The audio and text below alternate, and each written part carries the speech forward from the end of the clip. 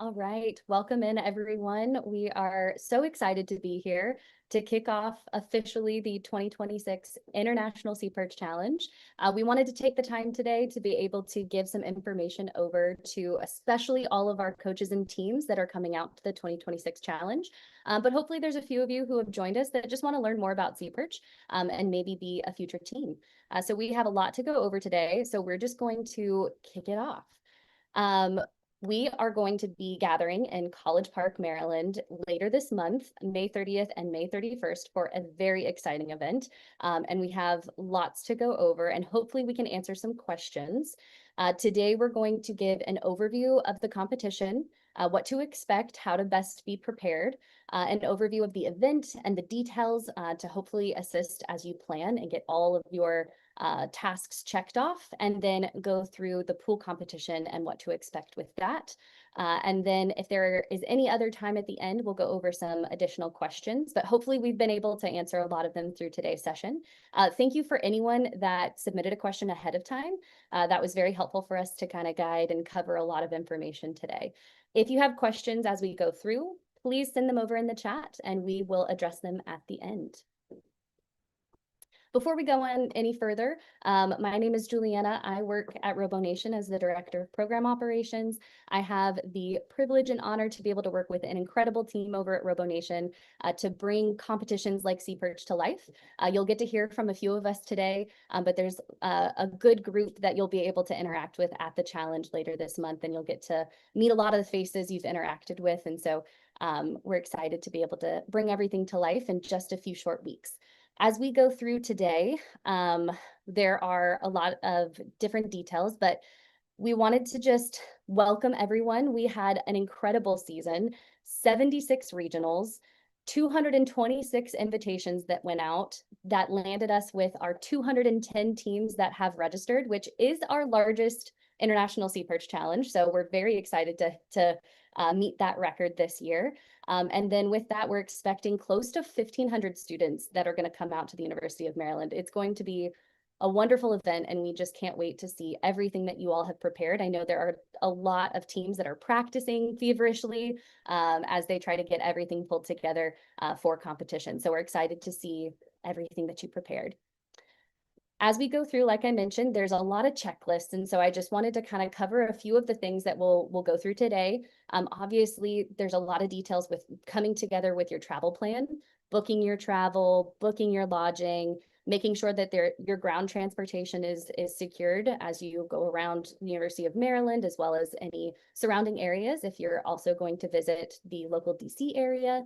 And then also reviewing those schedule assignments that were sent out earlier this week to make sure that they fit into your full itinerary for the weekend.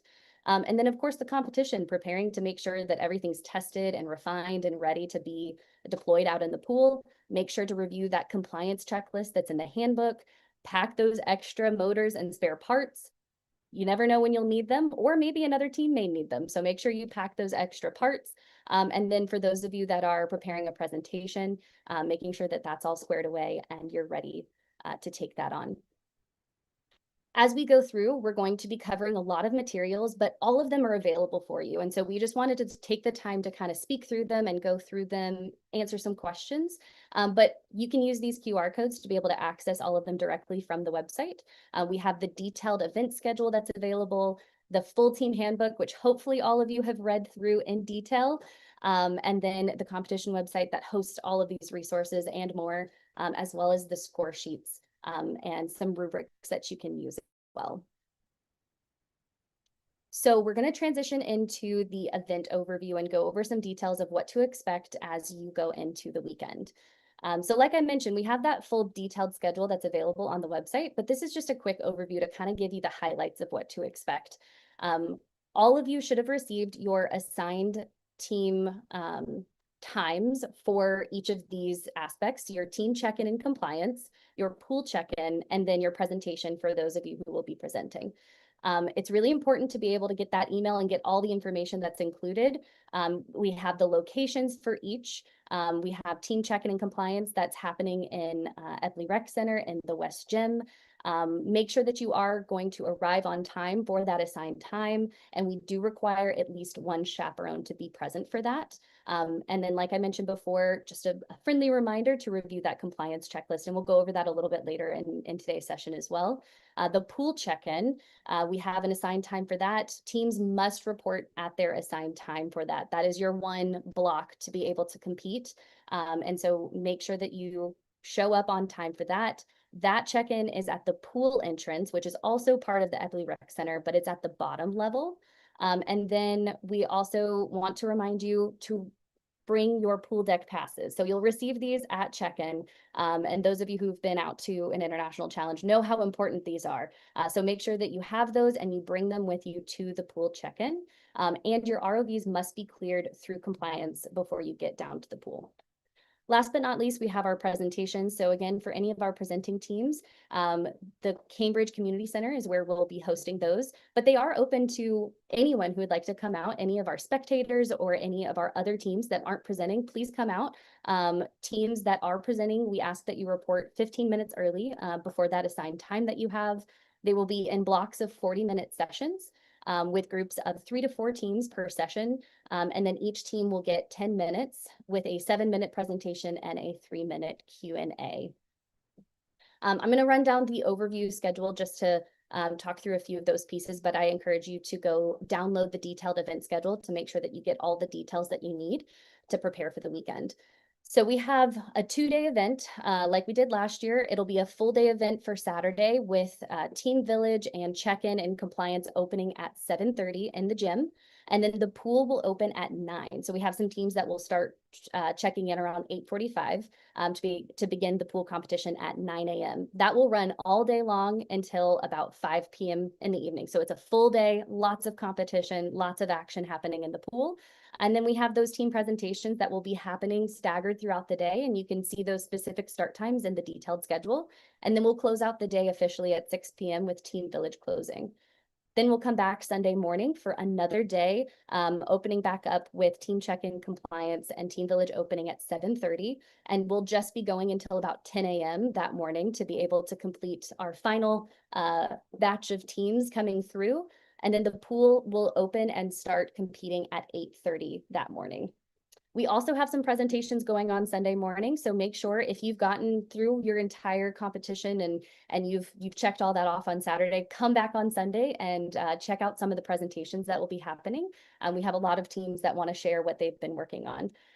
And then we will close out the whole event at 2:30 p.m. with an amazing award ceremony out at the beach and be able to celebrate everything that you've done this season and a wonderful weekend full of competition. So we hope that all of you will be able to join us for that. All right, so giving you a quick overview of the venue, and a lot of this information, again, will be provided when you check in for competition. So if it's a lot for you to digest now, you're always welcome to come back to this to reference. So like we've mentioned through the schedule, the majority of the events will be happening in the Epley Rec Center. And so we have a couple different floors at the Rec Center that we'll be utilizing. For your check-in, you start in the West Gym, so that item marked A. And so you'll enter from the outdoor entrance and be able to get into the West Gym there. For your check-in, access to Team Village, and then also access to the spectator seating to be able to see what's happening down in the pool competition. When you're ready for your pool competition, as well as access to the practice pool, you'll go down the outdoor staircase to the bottom floor of the rec center and be able to either do the practice pool, which is going to be positioned outside, or you can go and enter in if you're ready to check in for your pool competition time. That will be taking place in the Epley Natatorium, and so you'll be able to check in there and then throw your ROV in the water. Some other highlights from this as well is you can see at the top of the screen, we also have the Terrapin Trail Garage, and we'll go over parking a little bit in a second as well, but that is where the parking facility is located. And so you see these helpful dots to kind of show you a walking path from that parking garage down to the Epley Rec Center. The other thing I'll mention that will be helpful throughout your session, we have the dining hall, and then also the potential dorm hall. We are still getting verified, and any of you that are going to be doing dorm housing, you will get an email that verifies this information for you. But we have those positioned down at the bottom of your screen here, again, with a walking path that can kind of show you how you can get back and forth. And then the Cambridge Community Center, which is also positioned nearby, which is where the presentations will be taking place.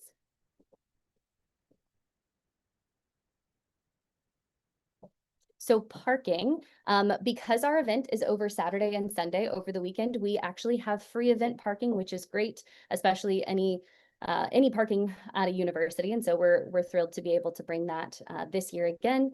The parking location, like I mentioned, is the Terrapin Trail Garage. And so you'll be able to park your vehicles there. For those of you who are staying in the dorms, you have your own special instructions depending on the days that you'll be staying on campus.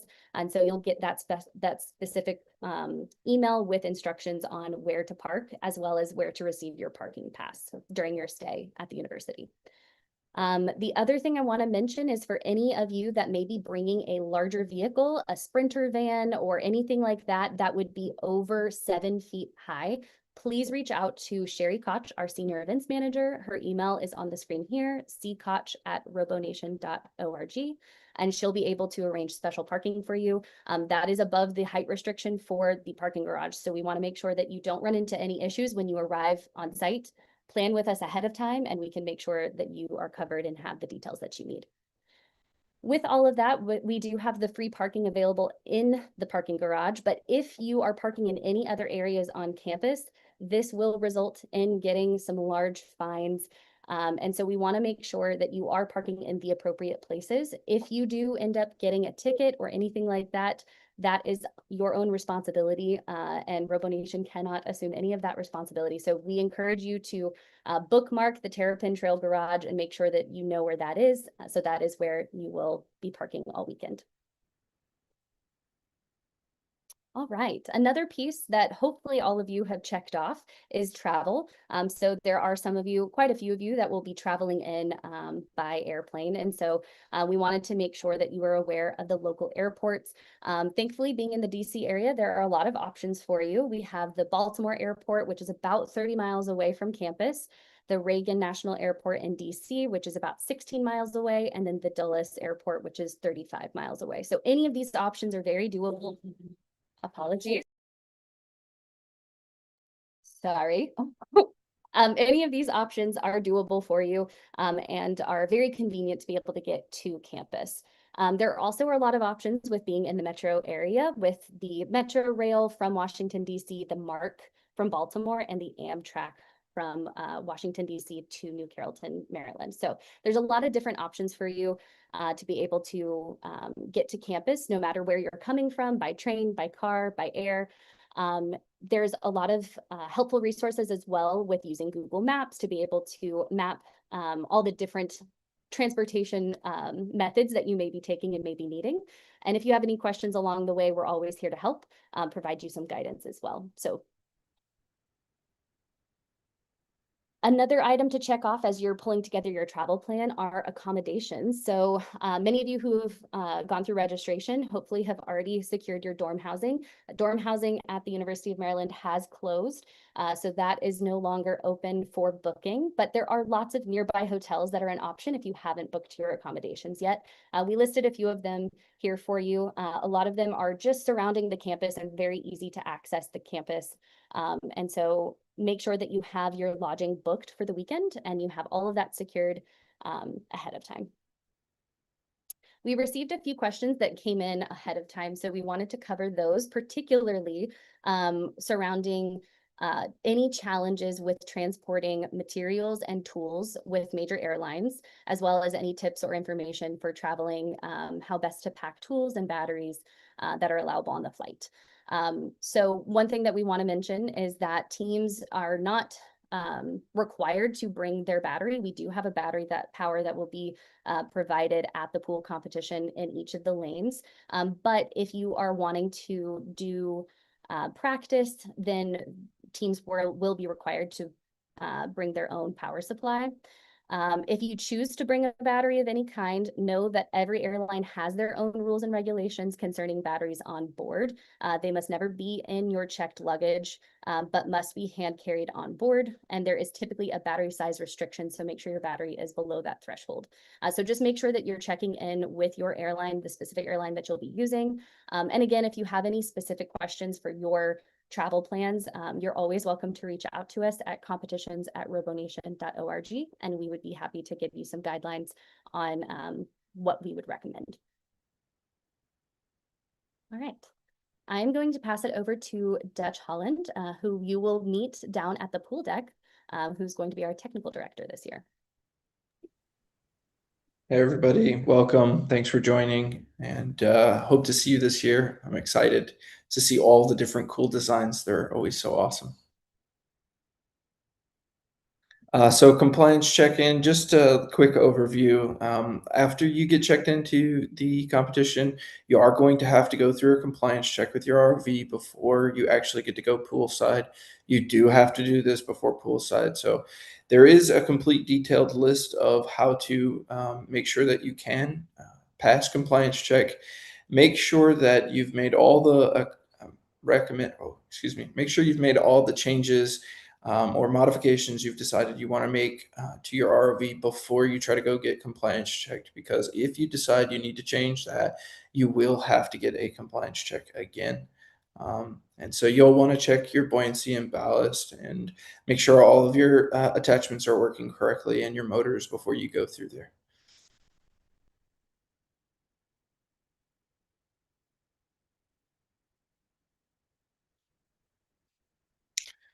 So I'm going to go through the pool competition, the obstacle and mission course here. If you do have a detail or you are looking for a detailed list of the challenges, you can also go to the handbook. It's all there for you, and as well as the build guide. So pool competition, when you show up poolside, you will actually wait in a set of bleachers before you get to come to a slot to compete. But once you've got there, you will be paired with a judge, maybe two, and you will have 20 minutes once you get there to get through your obstacle course and your mission course. On obstacle course, you'll have 2 runs of 4 minutes maximum each. So you can do both of them if you want, or just one. We do take the fastest run there. And then mission course, you will only get one chance, and it's 8 minutes long. So just be prepared and make sure you have a plan before you get poolside of exactly what you want to do and how you want to do it.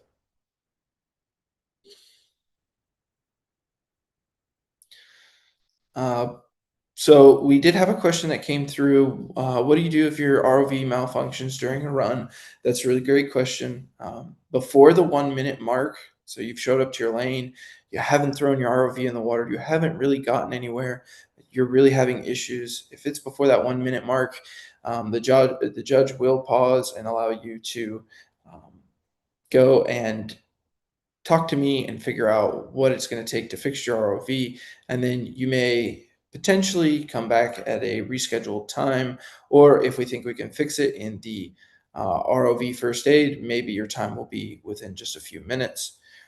And if it is after that 1 minute mark where you have completed, say, the first hoop or the first task, you will have to use ROV first aid, which is poolside. It's pretty close. It's as close as it could be, or your own tools. However, your time will not stop running. So that 20-minute timer is going, and the lane timer as well for mission or obstacle course, depending upon which one you were in.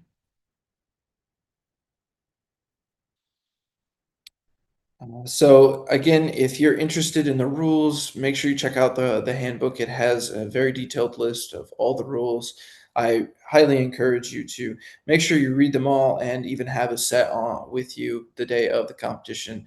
If you can, maybe in a bag or something, in case you have a question, you can refer quickly to that. Make sure that you're gonna be able to do your plan to the best of your ability.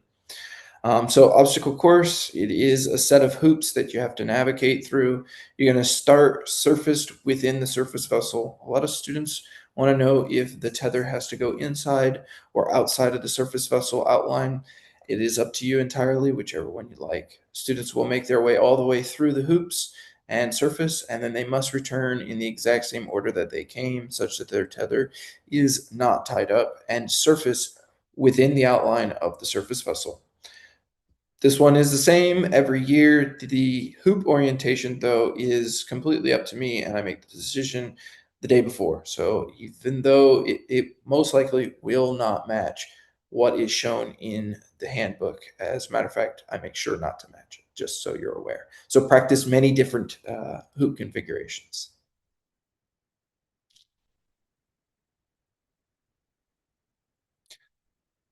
Okay, mission course. So as you can see down here, we have a little link. If you're interested, you want to see this video. It is a really, really good animated video of the entire mission course and every little step through. Um, Definitely go and watch that if you haven't watched it. Even if you feel like you really know what's going on and you've read the rules 10 times, I even will rewatch it the 2 or 3 times before competition, just so I have everything nailed in my head super strong. But we'll go through the tasks and I'll give you some pointers on some things to pay attention to or look out for. So in task one, inspect the bridge. You will be moving a pipe along another pipe. They do tend to move really easily. And of course, the judges are there to make a decision for you whether there was an issue. We don't typically have issues, but just know attempting to move the pipe is good because if it slides a little bit, you can get some points there. So make sure you check out the um, scoring sheet so you understand how to gain points on every one of those tasks.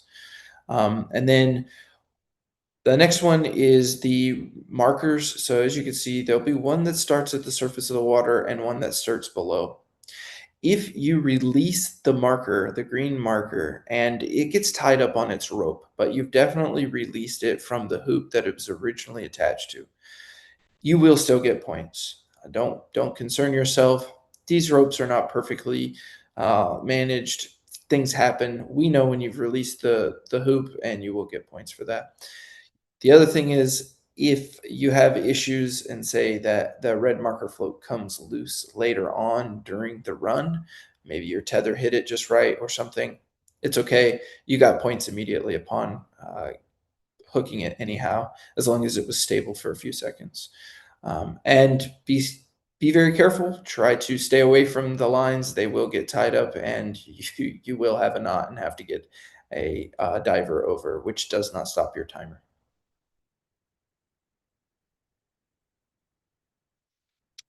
So task two, survey the dam.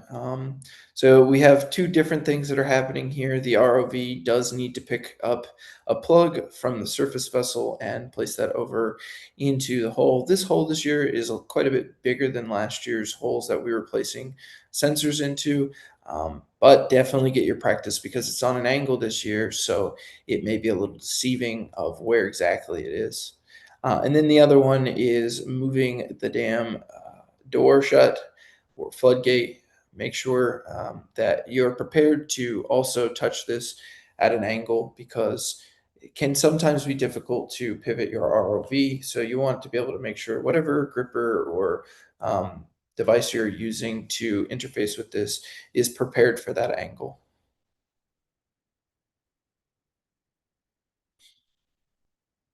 Uh, Task three, clear the debris field. This one is my personal favorite. I like this one a lot. So you are going to have to pick up what we're calling submerged debris. It is very heavy, so be prepared for that. Definitely test with a heavy object if you haven't had the chance to. It's going to be a bit of a challenge, but you can do it. It is possible. There are teams that do it. So, yeah, just prepare for that one.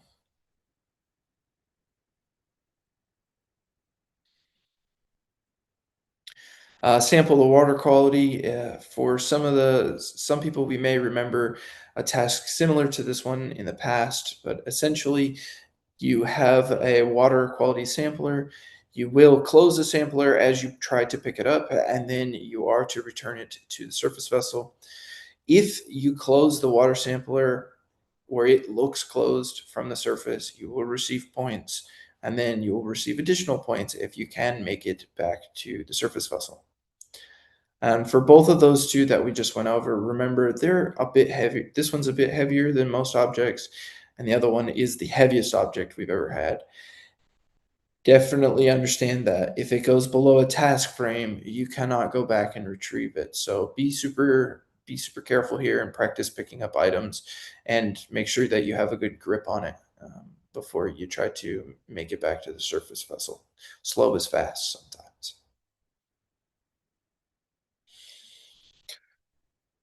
So I kind of touched on this a little bit, but the question is, excuse me, for the mission course, will points be awarded based on whether the ROV has completed the task, or if the final state is how the points are awarded?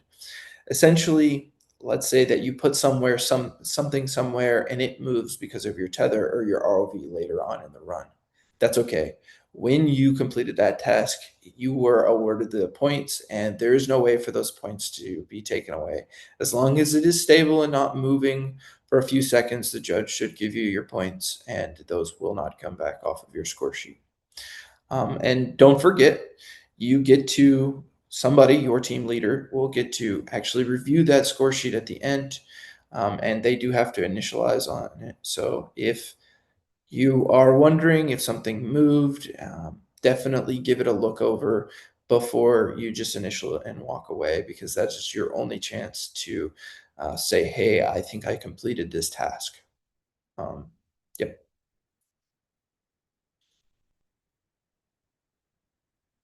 So mission course, how do we earn bonus points for mission course? It's about how fast you are.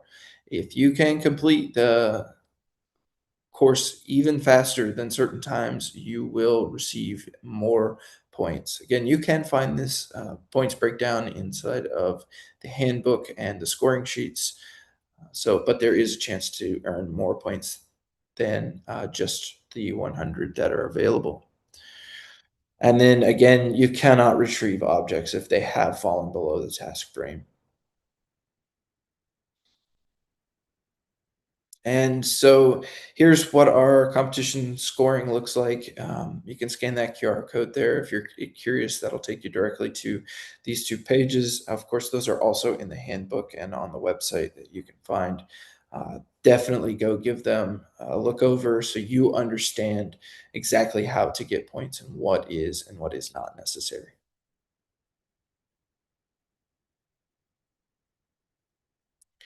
So pool operations, there's lots of questions about batteries. So this one is about how ROVs will be powered at the pool deck. Do teams need to provide batteries? Feel free to bring your own battery as long as it follows the rules that are outlined.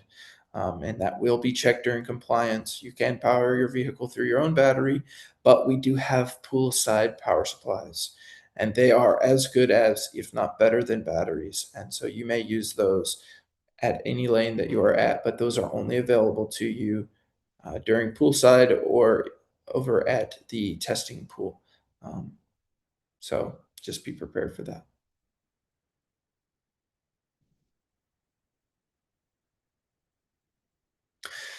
So this is a good question. Can you set up a remote camera on your SeaPerch? You absolutely can set up a remote camera on your SeaPerch. There are students that show up with a camera and I believe, field of view goggles or computer laptop screens next to the pool deck, and they drive by looking at the goggles or looking at the pool screen. They're always interesting to watch and see how they maneuver. It's a little different, but feel free. It's yours as long as you can meet compliance and it works underwater. Uh, do what you want. And then again, the resources are available here: schedule, handbook, competition website, and score sheets. Go check them all out. Make sure you have gone through all of it so you are totally prepared. And I believe that is it for me. So I'm going to hand it off to Juliana. Thanks again. Thank you so much, Dutch. All right, we will go ahead and open up questions next. So as you're getting your questions ready, just want to remind any of you who may be interested in volunteering or may know folks in the area that would be interested in volunteering. We, as many of you know, with an event this size, need a lot of volunteers to be able to make it happen. And we have an incredible community that always comes out to SeaPerch. And so we're excited to see all of you very soon. The sign up is available here on the screen for you to go ahead and select your availability and which opportunity that you would like to help out in. But we just want to thank all of you for the support to be able to bring on this huge event.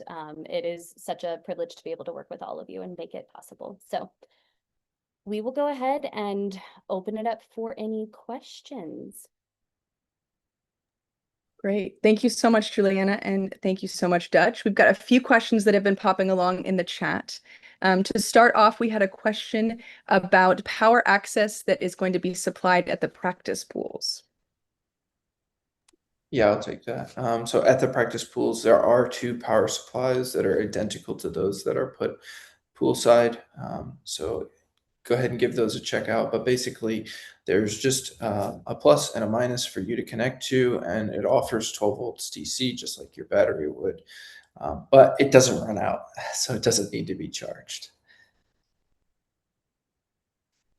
Great. We have another question. So we had a question that was regarding from one of our Robo Sub students. They were asking if students from our Robo Sub teams or other competition teams are able to volunteer. Yes, absolutely, yes. And I'm just gonna put the volunteer sign up back on in case you missed it. We would love to have any of our other competitors, whether it's with a RoboNation competition or maybe you compete in a different competition. We'd love to be able to have you come out and join the community. I'll actually add to that. That's kind of how I got started. Yes, Dutch is an alumni, not of SeaPerch, but he has competed in other RoboNation competitions and also succeeded. So if you run into Dutch, although he'll be very busy during the competition, he has lots of fun stories to share of his experience. Absolutely. Absolutely. So we had another question asking specifically about if we know the mass of the heavy debris. The rulebook does have the mass listed directly in there, both for out of water and in water, your weights. I don't know it offhand, and I'm not gonna give you a number right now because I don't want to be wrong. But it is in the book, in the rule book. That's okay. It's just a reminder to go to the handbook. Yes, absolutely. Make sure you're checking out the handbook. Again, all of those links will be up in either the chat, in the comment section. We'll have those later, as well as if you use the QR codes that have been on the screen. Another question that we had was, are points awarded for closing the water sampler or for lifting it up? That's a really good question. Go ahead and check out the score sheet, but yes, you will receive points for closing it as well as taking it back to the ROV, or surface vessel, excuse me, with your ROV. Great question. Our next question, at internationals, will the course be in the shallow end and on the pool bottom or suspended in the deep end of the pool? That's a really good question. All of our courses are suspended, and they do go from the shallow all the way to the deep end. Some of them have, I think, maybe 10 foot of water underneath them or 8 foot of water underneath them. And then some of them only have like 2 or 3 feet of water underneath them. But they are all at the exact same height and suspended above the pool bottom. Great question. Our next question, stock class, are they able to have an underwater camera on their ROV? Definitely refer to the rules again. And this is why I even have to, like I said, brush up on all of them all the time. But to my knowledge, you would be allowed to have a camera on the ROV, but definitely go read the rules so that way you know for 100% fact what things you can have. And this next question kind of has to do with the previous one. So again, just in general, making sure that you guys are checking out the handbook and the rules within those. But they had a follow-up, which is, if cameras are permitted on stock class vehicles, is the cost of the camera included into the cost of the SeaPerch kit, or is it omitted? That's a really good question, Juliana. I believe it would be omitted.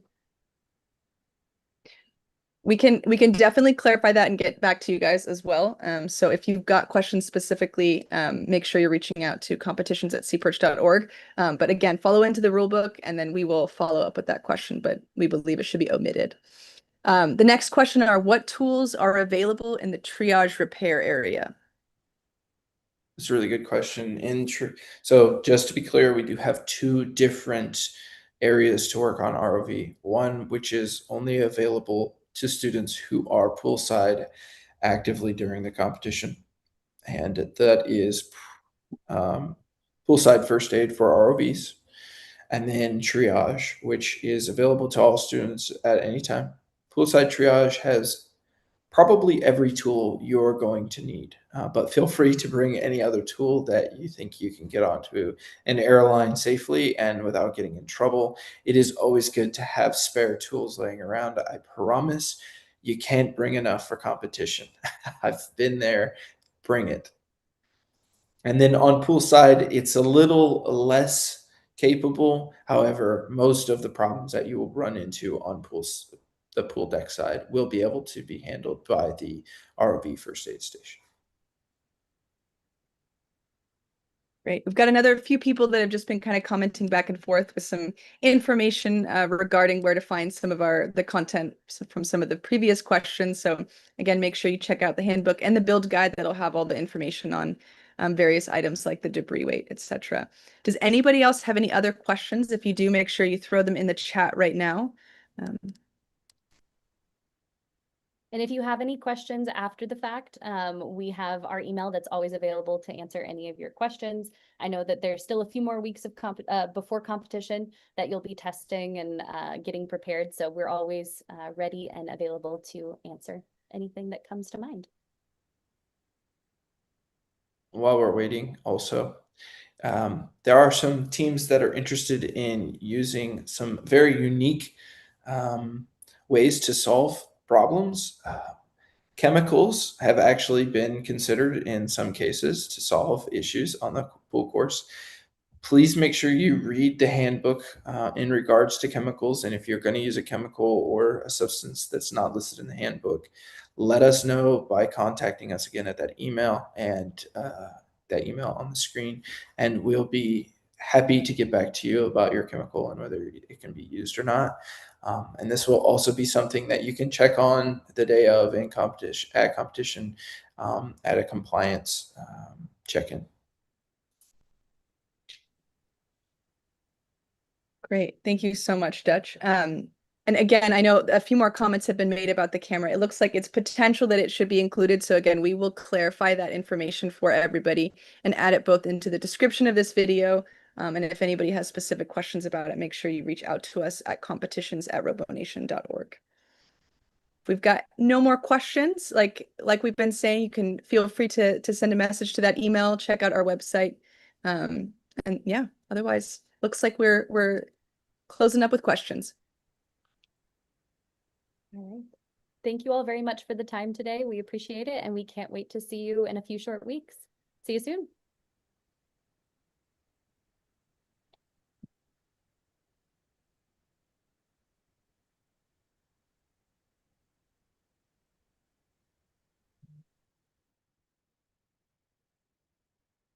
We are no longer live.